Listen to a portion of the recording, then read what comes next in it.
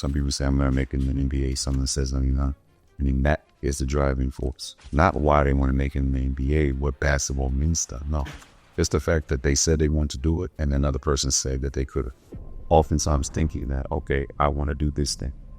And I think that this thing is a good idea. That's the reason why I want to do it. Makes you feel like you're the kind of person to do it. And that's not the case. You're the kind of person to think it's a good idea to do it. Which is why oftentimes we'll have an idea. We won't do it. We'll see somebody else do it and say, oh, they stole my idea. I thought about that. But you weren't the kind of person to make it happen. You're the kind of person to think about. Because the lifestyle includes being an entrepreneur. So they like the reward. They like the big house and the car and all of the spoils that they think comes along with it, that most entrepreneurs don't ever actually experience, to be honest. But of course, to some people in their minds, that's what entrepreneurship means. So oftentimes they want that, but they don't want the actual experience of being an entrepreneur. And they're actually afraid of the, they're also afraid of the risk.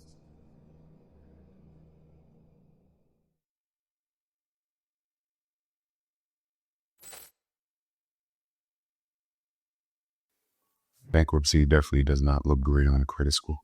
If you're in a country that doesn't have a credit score, meaning any country outside of the U.S., going bankrupt, it's not great for your reputation. It's also not good for your self-esteem, but it's also not good for your business. The people that you have employed by you, but it's business at the end of the day. And it's something that is a reality for most businesses. Most businesses fail. Is it something that's a big deal? Should people be concerned with it? Of course. In business, you want to make sure that you have a healthy cash flow. If you don't have a healthy cash flow, then there's a big chance of you going bankrupt. You want to make sure you're making money. That's essentially what makes a business a business. So yes, it is alarming. For a business owner, the possibility of going bankrupt is very much alarming. Do I think the possibility of going bankrupt is a reason why a lot of people don't start businesses? No, I don't think it's the reason. And when I think about the reason, I think about the largest reason. Because I don't think most people use that jargon. And that's possibly because they don't think of it that way. Many people may not start out of fear of failure, but they're more so, and in my experience at least, they're more so interested in, they're much more afraid of someone not wanting their service, not wanting their product, them not being the right person to actually start a business, them not being great leaders, them not having the business acumen to actually run a business day in and day out. Of course, all of those things lead to bankruptcy, quote unquote. And not necessarily. A person can close their business down without ever actually having gone bankrupt. I have a healthy cash flow, you just don't enjoy it. You can have a healthy cash flow, but you're afraid of the ins and outs of running the business.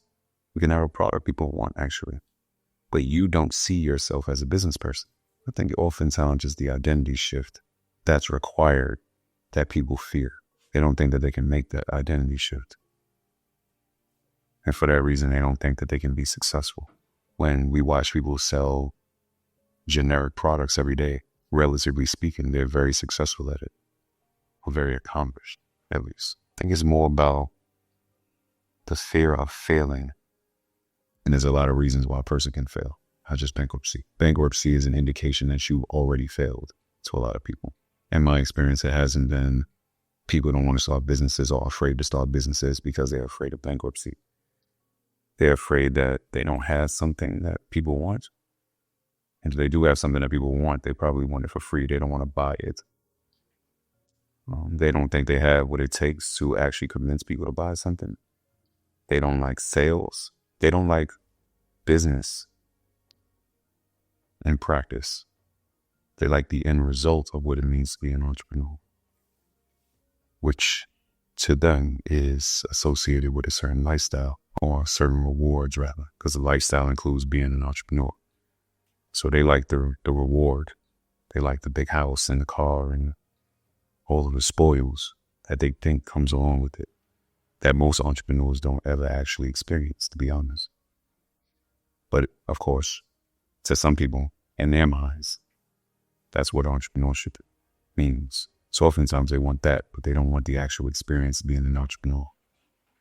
And they're actually afraid of the experience. They're afraid of the stress. They're also afraid of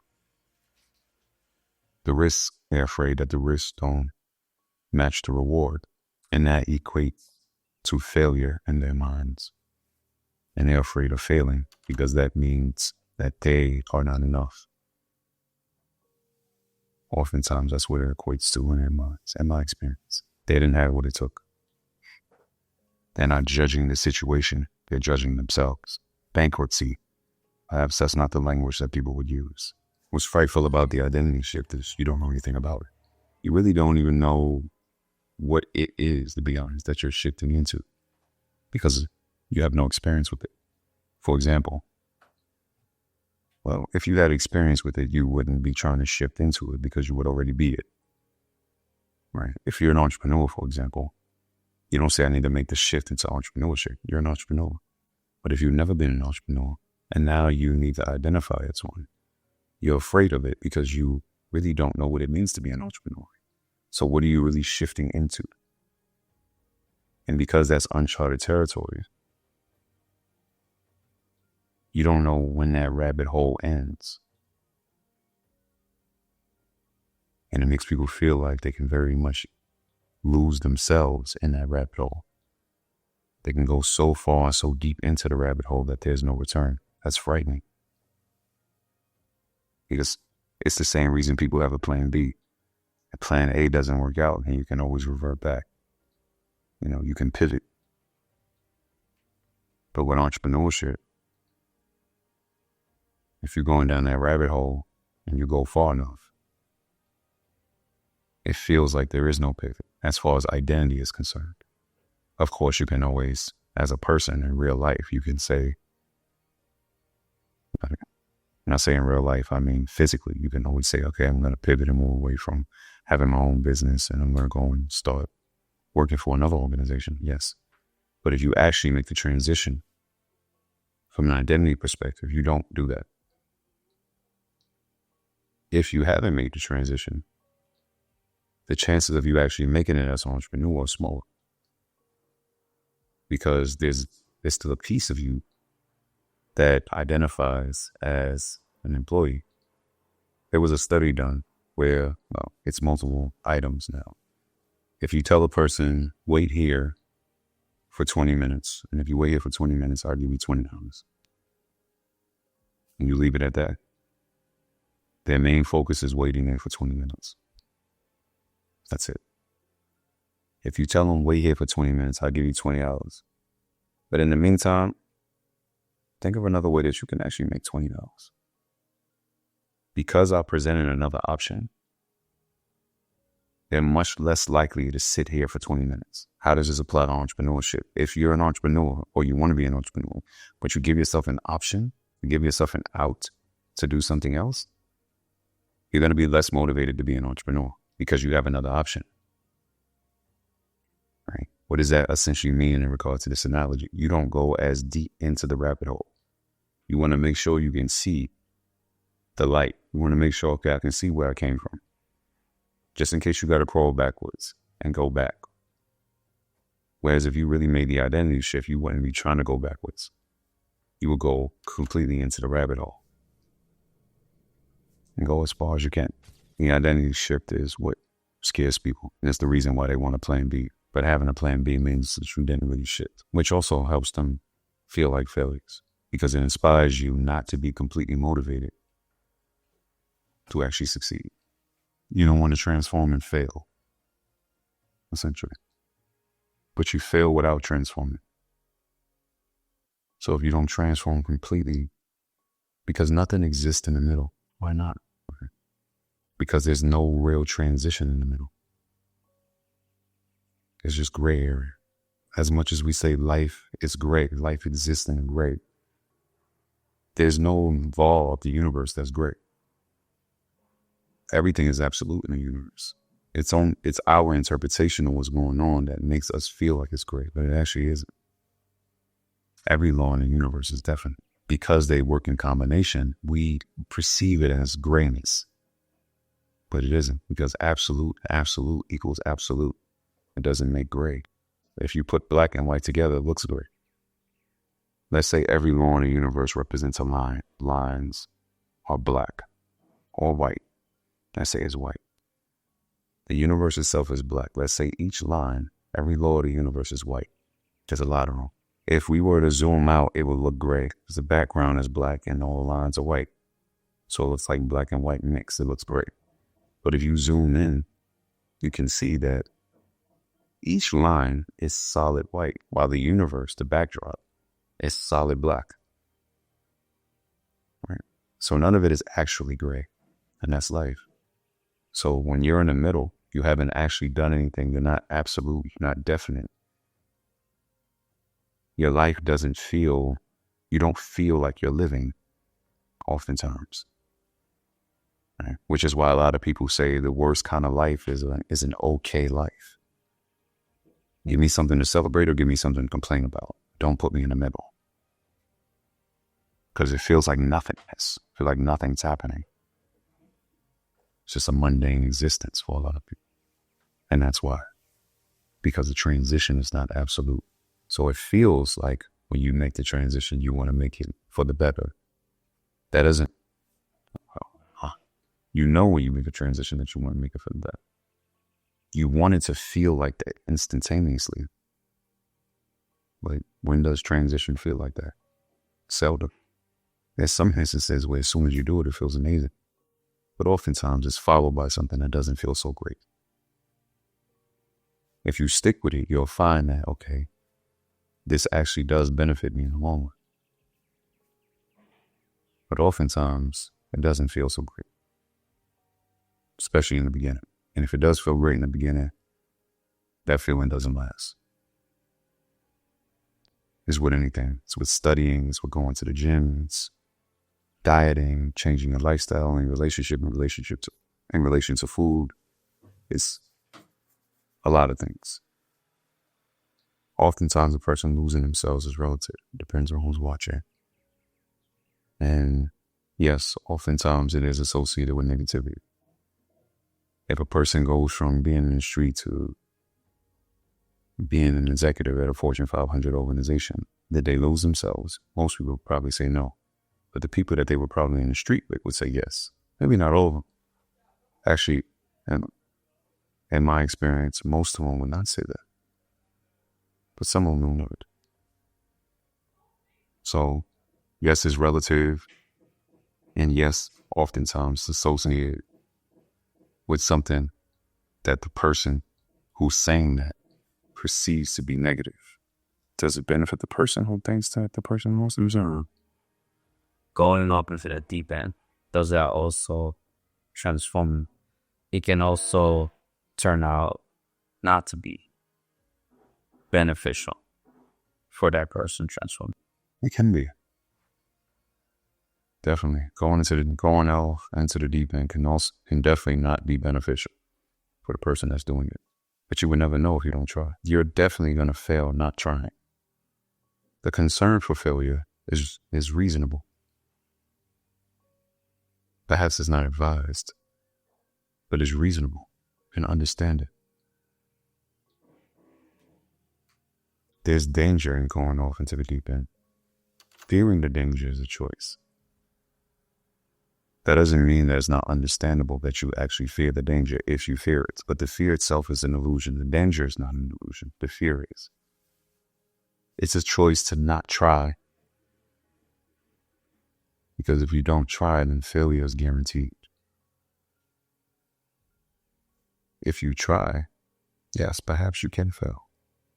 Excuse me, you definitely can fail. Perhaps you will fail. But perhaps you won't. And even if you fail, would it really be failure? Maybe you didn't acquire the actual materialistic goal that you set out to acquire. You definitely became more. You definitely stretched yourself. You have some new experiences. And you have more context to try again. So in what world is progress failure? only the world will be focused more on the result than we focus on who would you become, which is the real result. Because the experience is the result. Who you become from the experience is the result, the real result, not the actual thing. Because you can't take it with you. Anything that someone can take from you is not the result. It's not the ultimate result. And oftentimes, perhaps we forget that we do the things that we do for the ultimate result, not for the results that can be taken away from us. Wanting to live well is very much understandable. The concept of living well is one in which we're socialized to believe. So in different communities, living well means different things. Like different community, whatever the standard of living well is, people want to experience. People want to experience convenience. People want to experience spoils. People want to experience the dopamine rush that comes along with those spoils.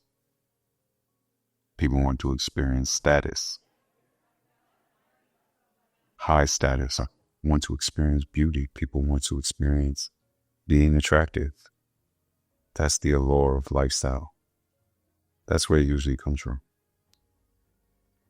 And our desire for it is usually a product of the environment. Should there be a why behind it? I saw it differently. And is that Let me say you do. Everything that's major.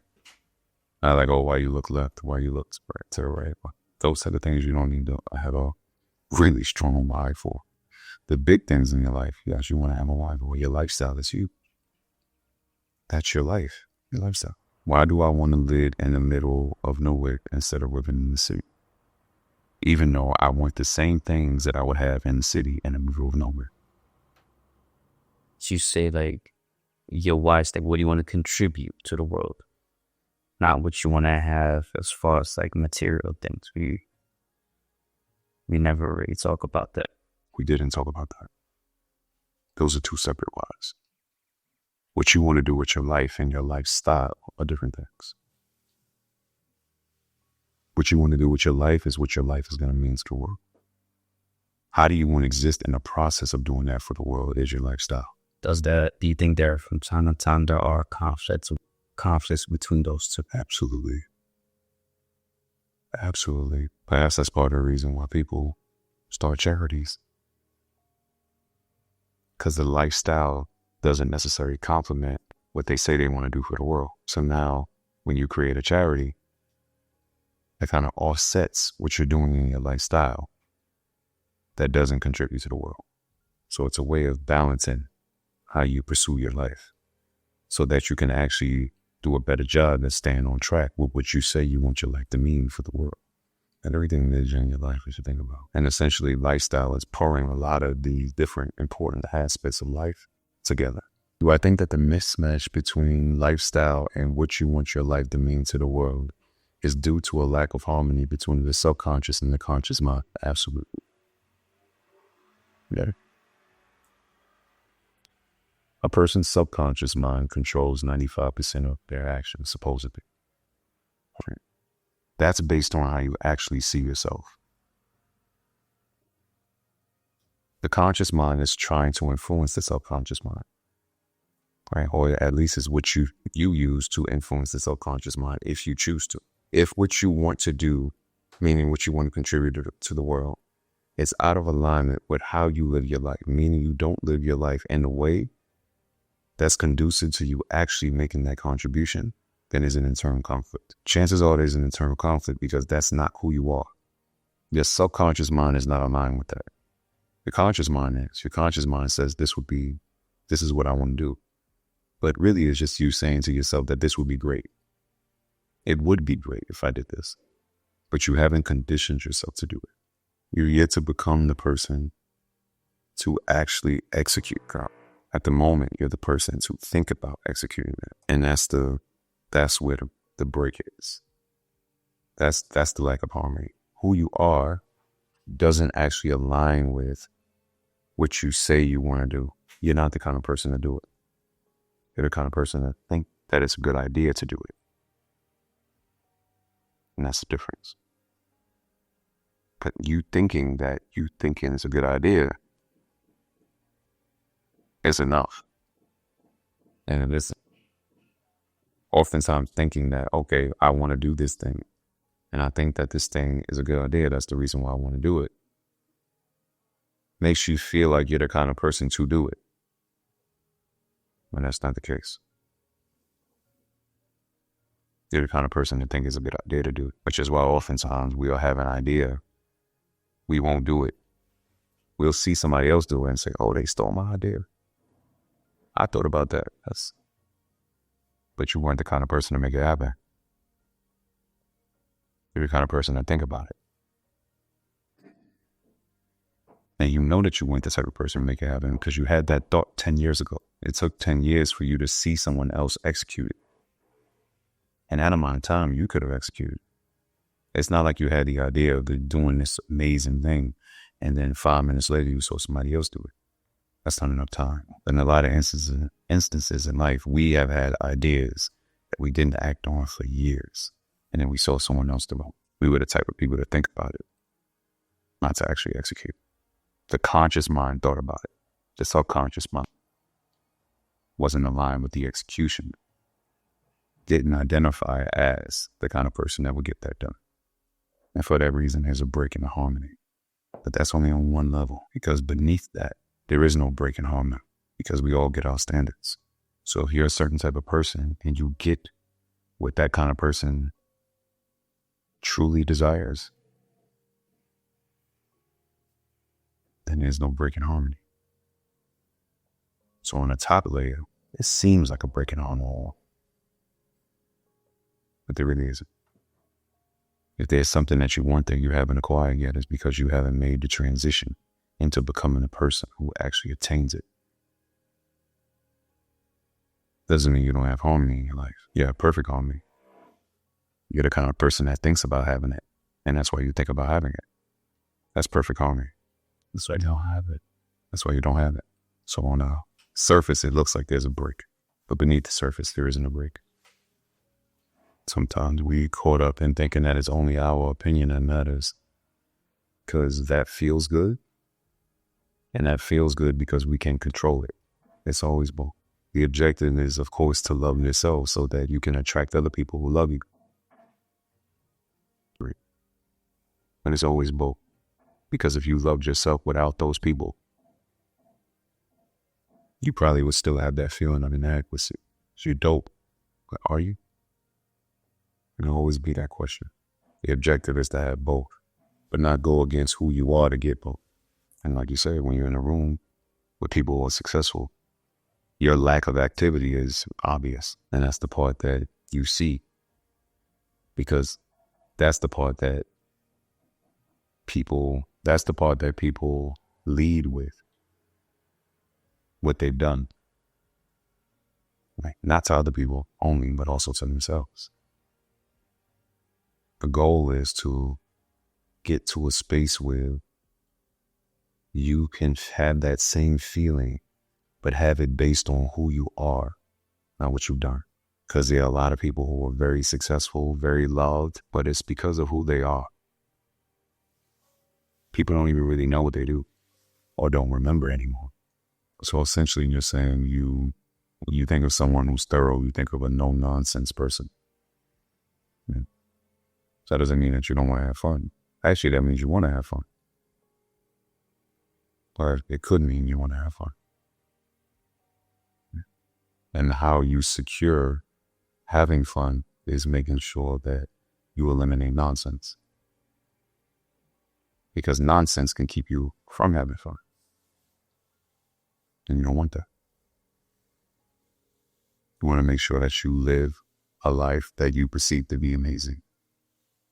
Because you understand that it's your responsibility to create that life. You want to control as much as you can control. so that you can do away with as much nonsense as possible. Because you already have the nonsense you can't control that you have to deal with, or what you perceive to be nonsense. So I have plenty of people who are very detail-oriented, very thorough, very disciplined, because they're very no-nonsense. They have amazing times. And the reason why they can have an amazing time is because they like nonsense in their lives. I don't doubt that. It's more about they're very stiff. Like, to them, they're having fun. That's what fun is. You're having fun to you. Somebody else may look at it and not think that was very enjoyable. To you, it is. And that even goes to a person that's not quote unquote stiff. And stiff is relative. Because a person that's walking around smiling all the time, let's say the opposite of this person that's quote unquote stiff.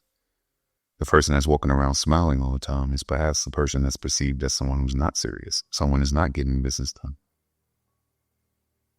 Someone who has no direction. Someone that's not thorough. But your course can also be false. You can get business done with a smile on your face. You can be thorough in your actions, but not be thorough in your physical mannerisms. Richard Branson is like that. The owner and founder of Virgin. He's not known for being this person that's super uptight at all. Very successful though. Very mature in their business. Yeah, great question. I was just thinking about this last night. Lately, I haven't been reading. Lately, I've been listening to audiobooks. So I have a stack of books on my desk that I plan to read this year. Not 2023, but from birthday to birthday. So my birthday's in May, end of May. So there's a certain amount of books, a very specific, well, certain books, not just the amount, but there's a certain group of books that I want to read in that year, in my 35th year. I can read them whenever in that year, but those are the books that I must read. That's the must for myself as far as information is concerned.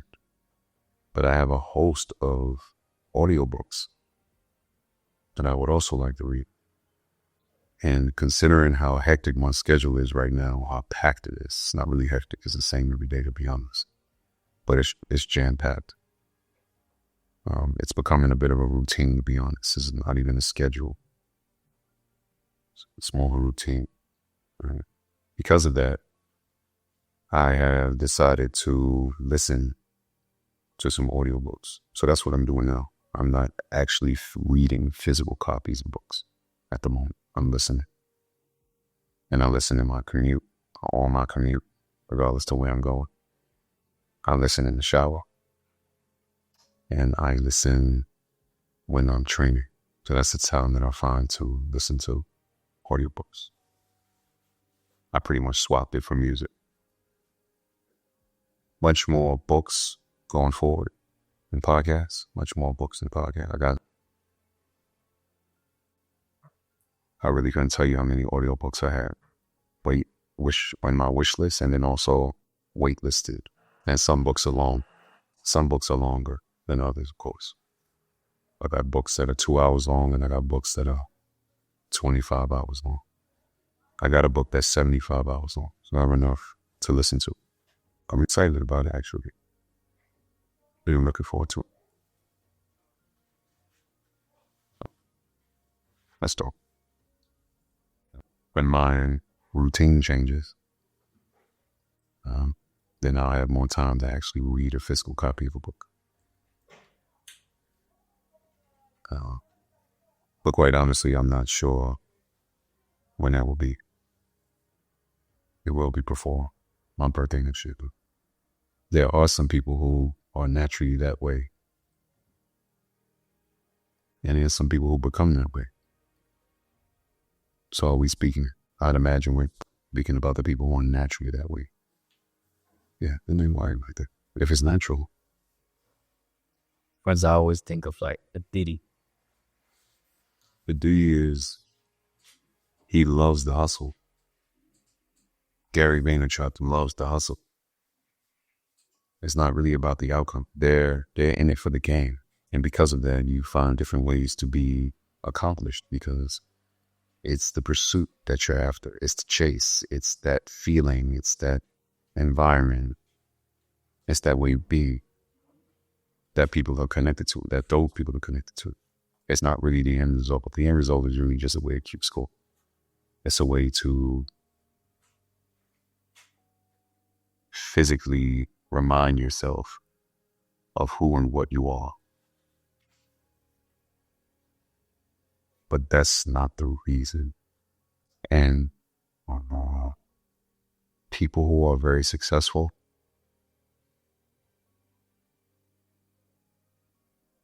seldom do they become successful without knowing their why.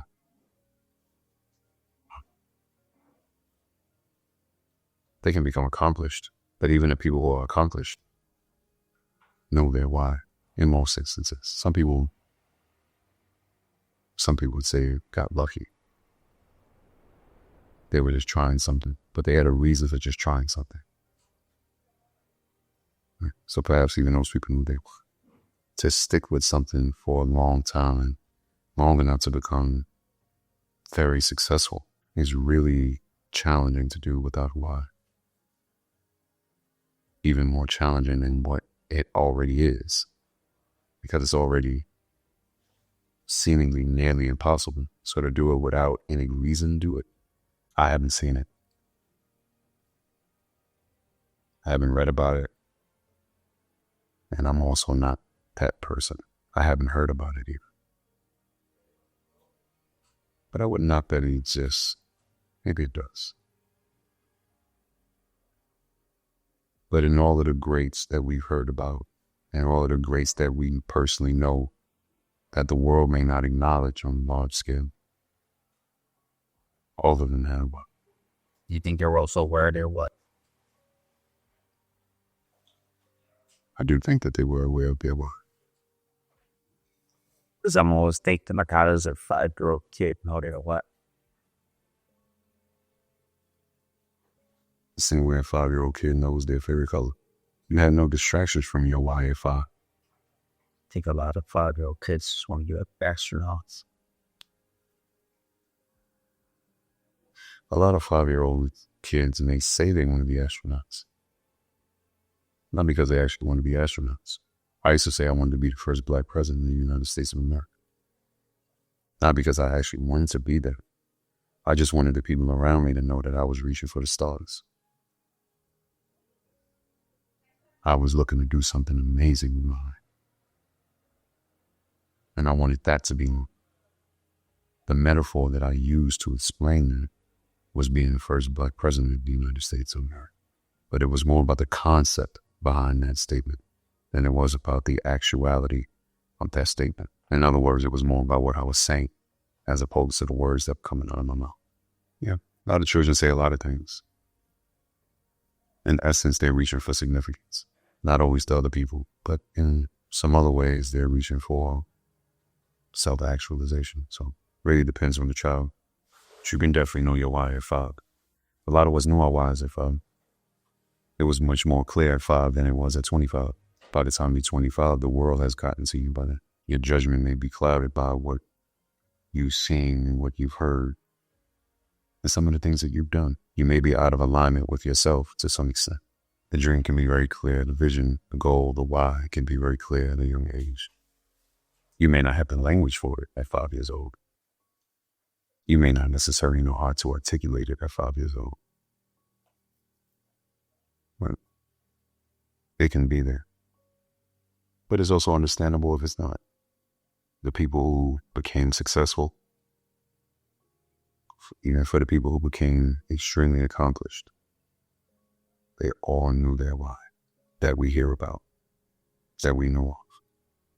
Doesn't matter if they're written, doesn't matter if they are spoken about in in a book, and doesn't matter if they're not spoken about, but you personally know them in your personal life. They all know their why. When you're younger, you may not know exactly what you want to do. For example, me saying I want to be the first Black president of the States of America. I didn't really want to be the first Black president of the United States of America. I wanted to do something amazing with my life. What that was exactly, I did not know. I didn't know what that was at that age in my life. I'm not thinking that at 5 years old, I knew. I'm also not saying that at 5 years old, no one knows. And liking something doesn't mean that's what you should do with your life. Because oftentimes people get good at something because they're trying to escape something else. There was a bunch of people in college that stood in their dorm room playing the guitar all day. They eventually got kicked out of college, but they played that guitar really well. They spent the whole semester day in, day out, learning about it, playing it, etc. That helped them to deal with their anxiety. That they were far away from home and they were around a bunch of people that they didn't know. And it was the first time that they'd been in an environment that was an international environment. It was the first time that they didn't wake up and go to bed with their parents by their side, with their siblings by their side. They didn't have any friends in this location. Their first language wasn't English. So instead of going out and participating in the world, they just played an instrument all day. There's plenty of people that do that. There's someone right now rapping. 40 years old, rapping, living in a house with his mom, he's rapping. Instead of going to find a job, that time that he's spending penning that verse, he could really be building his life. Granted, he loves rap, but he's really afraid of living. He likes this. And so it becomes an easy distraction. That's not necessarily something that you should do with your life just because you like it. But it also comes down to how you want to live and what you identify as. Notice yes, that person identifies as a rapper. Yeah, but what does that mean? Is it a rapper like Jay-Z? Or is it a rapper like your neighborhood MC? Because you can be the neighborhood MC and still have a job. And I'm not knocking this guy, by the way. That's his perception in the art of that getting a job, people's like giving up. Yes, there is. There's also that same perception in the world of entrepreneurship. Does it actually serve you? Because the people that are going to help you to be successful have jobs. And you're going to have to be a business person in order to make yourself successful. Are you a business person? In most instances, the answer is no. So what does it mean to be an artist? Because everybody's an artist. Everybody's not Picasso, but everybody's an artist. That becomes a question. Am I lesser than honest because I have a job? In their eyes, you spending less time on your art. But a lot of people are not spending as much time on their art as they're pretending they're spending on their art. Because you're a human being. How many human beings are creative 24 hours a day? 16 hours a day, 12 hours a day. There's plenty of time where you're in the studio and you're just in the studio. You're not actually being productive. You're just there. There's plenty of times you're just staring at the piece of paper. You're not actually writing a song. Or you're staring at the blank canvas, or you're staring at the block of marble. You're not actually chipping away at it. I think to people, that's like part of the creative process. Essentially, what I'm getting at is it's all in a story that you tell yourself. Because if you can sit there and stare at a block of marble and have that be part of the creative process, why can't you go out into the world, live, and contribute, and have that be a part of the process? And I'm not saying one is wrong and one is right. The framing is what creates the perspective. And what happens if your creativity becomes so dividend that you earn enough to cover your living expenses and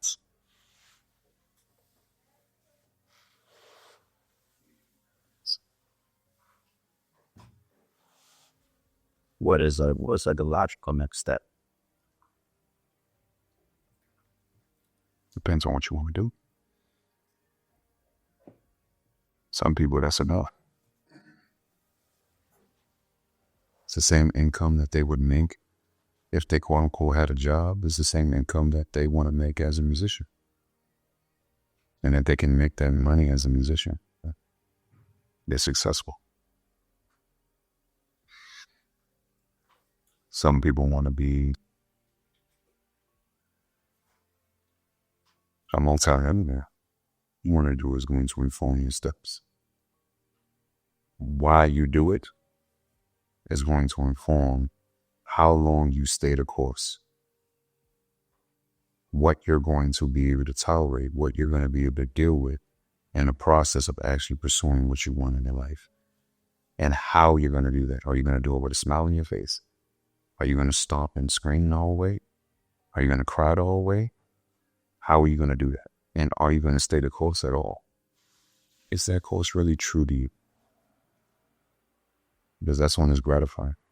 For example, some people are just competitive. They don't think about the reason beyond that. They don't think about why they're competitive. And they don't think about why they're doing what they're doing to compete with this person. Some people say, I'm going to make it in the NBA. Someone says, no, you're not. And that is the driving force.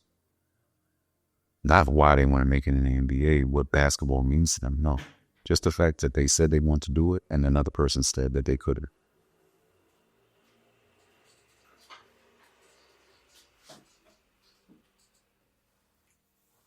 So the doubt that other people felt and thus tried to project onto them is their reason. Instead of allowing the love of the game,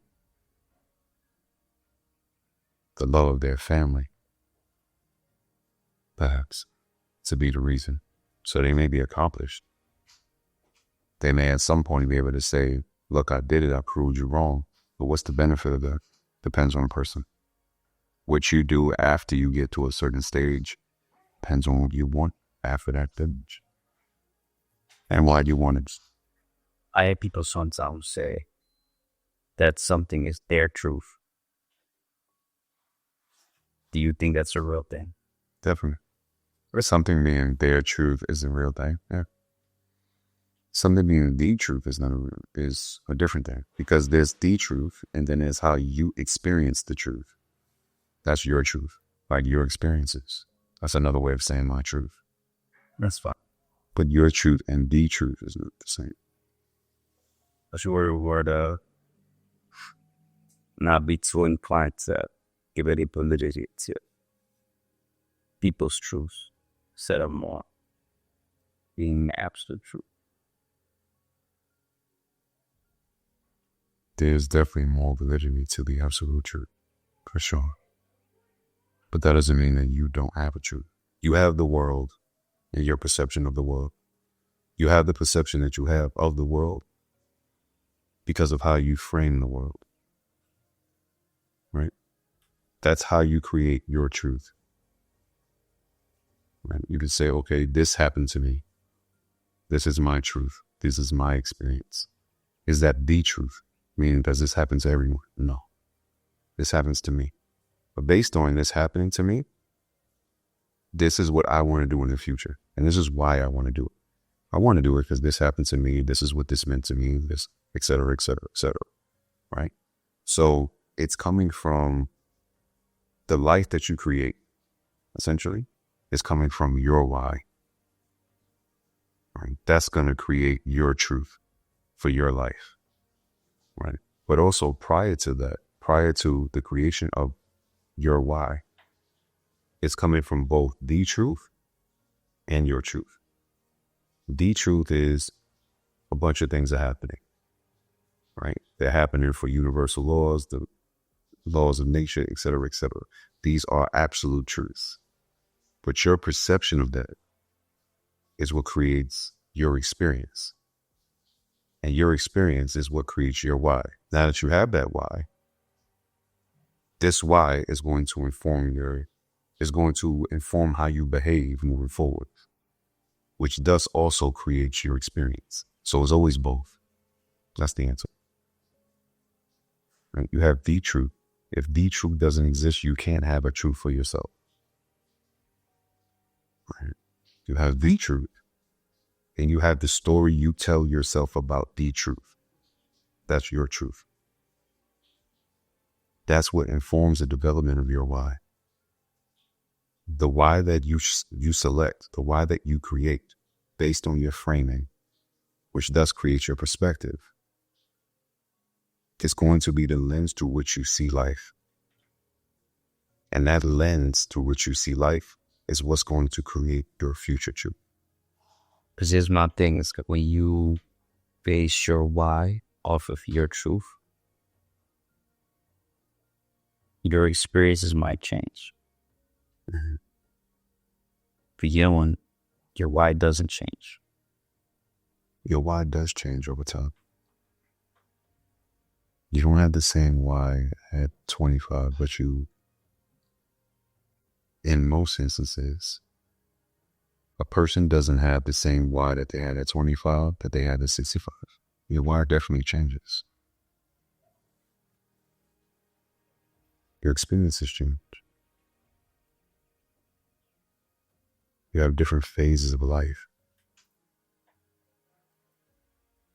So this set of whys is different from the next set because it's a different phase.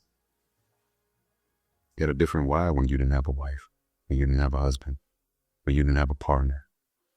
You had a different why when you didn't have children, you had no responsibilities other than the one to yourself. You had a different why when you were 15 and your mom and your father was very young, agile, vibrant. Then when you're 40 and you're seeing, man, my parents are really getting older. I see them once a year. They're 80. Okay, let's say the life expectancy changes and you add 10 years by that time. That means you got 10 more experiences with them. So what you want those experiences to be like is going to be different than what you wanted them to be like when you were 25, because the season of life is different. That comes back to the question of what you want to do with your life. That's why that's time boxed. That's why it's like, no, it's not what you want to do for the rest of your life. It's like what you want to do for the next 5 years, 10 years, maybe even 20 years, but not for the rest of your life. What do you want to do with your life in the foreseeable future? What do you want your life to mean to the world in the foreseeable future? Not 40 years from now. It's harder to make friends when you get older. Yes. I definitely think it's harder to make friends when you get older.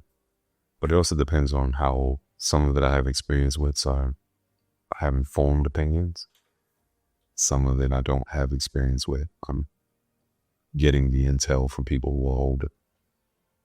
So I guess in that regard, I have informed opinions. For the actual lived experience, it's a lived experience. So it's more like, yeah, informed experiences doesn't make sense. Experience. You have other obligations, right? But also, like, it depends on a person. So to some extent, we can say, yeah, there are also instances where a person, you have no room for nonsense when you're older, or less room. It's like when you meet somebody and you're 15, you kind of go through this whole trial and error period with each other when you kind of figure each other out. Whereas maybe at 45 is what took 3 months as 15-year-olds. Takes a week as a 45-year-old, maybe 3 days, maybe 3 hours. So it really depends. But in general, from what I hear, yes, it takes a lot more effort and time when you're older to make a friend. It's harder. And in my experience, making a friend in my latter 20s, early 30s, it's different from making a friend 17, 18. 17, 18, we could just really like each other. And that was it. There was nothing else there influencing the relationship. Now, if I'm going to take time away from my loved ones, people that I care about, people that I know, people that I really care to share my life with, and spend it with anyone else, there has to be a really good reason for it. So just that in itself makes it harder to meet people, because I'm not as social as I once was. It's also why people, like whatever friend group you have by a certain period in your life, you keep that friend group, because you already established a relationship with them. You don't have to try. You don't have to court them. There's no longer a situation where it's out of sight, out of mind. You have so many years in together where it's like you're just naturally a part of each other's lives. It's like family. So you don't have to try with that. There's so many other aspects of life that you have to try in. So it becomes harder to make a friend as you age, because your time is just scarce. Do you think you should make time available to make friends? I think it depends on what matters to you. Fulfillment. If you feel like you lack the social interaction that you desire, then perhaps you should spend some time trying to build a community or join one. Then it also depends on what you mean when you say friends, because it also seems to be that different age groups define that word very differently. In the social media age, there's the people who have 1,000 friends on Facebook and they think they have 1,000 friends. And maybe they do, based on your definition of what a friend is. There's people who know a lot of people. They don't have a lot of friends at all. They know a lot of people, but they don't have a lot of friends. And there's people who have a lot of friends or don't know a lot of people, but the people that they know, they are their friends. But again, it depends on the person. If you're the kind of person who doesn't have a community or don't have the social interaction that you desire, perhaps you should spend some time focusing. Well, yeah, because you can also create like a virtual community today. But it also depends on where you are. That can influence a person not wanting to work on being social. For example, some people don't have the social interaction that they want to have because they're in prison. So perhaps they should work on it. But should they work on it with other people who are in prison? Maybe not. Maybe they should be beyond prison. One, because you may be changing at a different pace. Everyone is not changing at the same time. And also everyone is not changing in the same way. Everyone is not going in the same direction. So what worked for you when you were teenagers may not work for you in your latter 20s. And because of that, it becomes challenging. Plus, with long relationships, there's baggage. So how do you work your way through that baggage? How do you transition into becoming this new person and let that baggage go while still caring to maintain this relationship? How do you remember the relationship? Say you move to another state, you move to another country. Your childhood friends are still your childhood friends, but the interaction is a bit different now. Do you still feel like they're your friends? Maybe you do. Hopefully you do. But why you do? Perhaps it's because the same level of fulfillment is there in interacting with that person. Although it may be done in a different format today. Because what serves you as a child may not serve you, or it may. Really depends on the person. But ultimately, we're looking for fulfilling relationships. We're looking for fulfilling experiences with the person. We're looking for people who have characteristics that improve our lives. We're looking for people who motivate, inspire, educate, entertain. Ultimately, we're looking for people that's solid in a lot of instances. And we're hoping that we can also be that for another person or a multitude of people. Because at the end of the day, The objective is to contribute. If you look at anyone who's been successful throughout the course of their lives and now they're considered elderly, and ultimately the ultimate success is making it to a point where you can be considered elderly. The objective is to give. Give away all the gain, give away all the wisdom, give away all the money, give away whatever, give it away. You start hearing people talk about their legacy in their latter 60s, throughout their 70s and 80s. That's when they start talking about that. That's when they start really pouring into that. Before that, they're building something worthy of talking about later.